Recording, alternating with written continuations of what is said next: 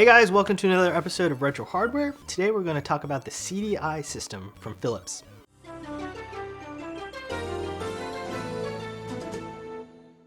Way back in 1984, both Sony and Philips were working independently of each other on a derivative of the CD format that would combine audio, text, and graphics.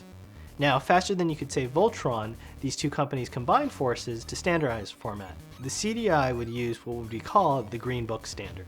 As a side note, when I was doing research for this episode, I found it fascinating that there's apparently a series of books called the Rainbow series of books.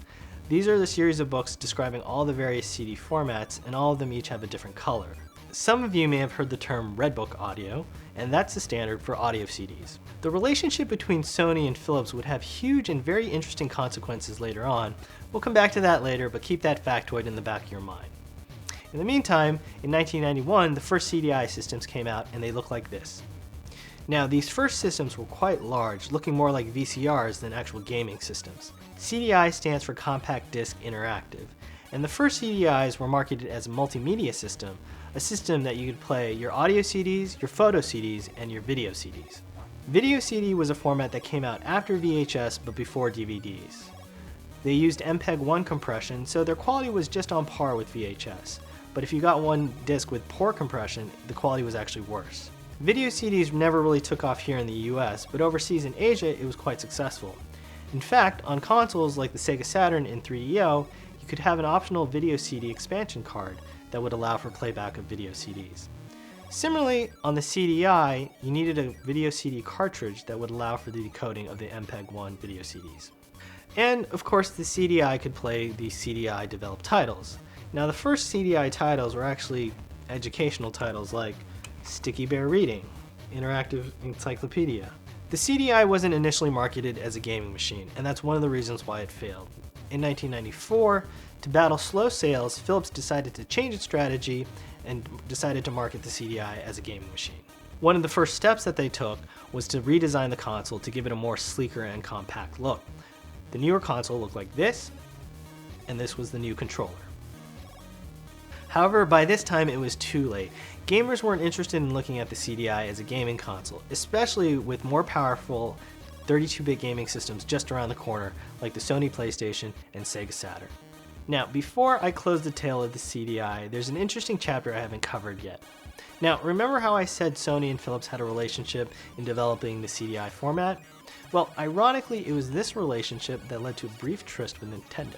Now, before we talk about this relationship with Philips and Nintendo, we need to talk about Sony and Nintendo. Now, Sony and Nintendo had a relationship dating way back to 1988, when Nintendo entered into an agreement with Sony that Sony would provide the audio chip for the upcoming Super Famicom system. But Sony didn't want to stop there. Sony also wanted to develop a CD-ROM add-on for the Super Nintendo system. All seemed to be going well until Nintendo started to read the fine print of this agreement. Under this agreement, Sony would retain all control and licensing rights to the games developed under this CD-ROM format. Now, Nintendo is notorious for maintaining an iron fist grip over manufacturing and licensing rights control. So under this agreement, Nintendo was feeling pretty uneasy. Remember the whole Nintendo seal of approval? The whole Tengen Tetris versus the Nintendo Tetris fiasco? So Nintendo was getting pretty uneasy about this potential alliance with Sony. So what did they do?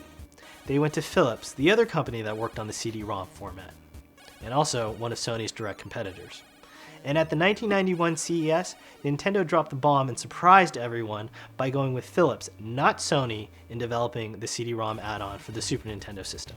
Now, the CD-ROM add-on for the Super Nintendo never came to fruition, but what Philips did get out of the deal with Nintendo was the right to use Mario and Zelda characters for a couple of games. There were 3 Zelda games released for the CDI and 1 Mario game. First, let's talk about the 3 Zelda games. The first 2, Link, The Faces of Evil, and Zelda, The Wand of Gamelon, are actually considered to be 2 of the better CDI titles, while the last one, Zelda's Adventure, is one to avoid. Now, as these 3 games were developed independently of Nintendo, they generally aren't considered part of the Zelda canon.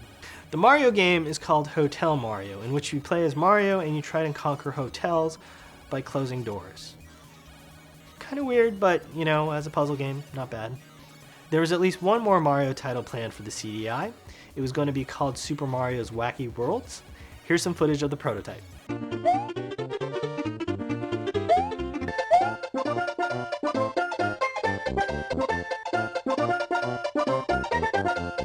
Despite having the Nintendo license, the Philips CDI sold pretty poorly, with about 100,000 consoles sold in total. And by the time it was officially canceled in 1998, it was rumored that Philips lost over $1 billion on the system. Ouch. Okay, that's all the time we have for today. Thanks for watching. Happy collecting.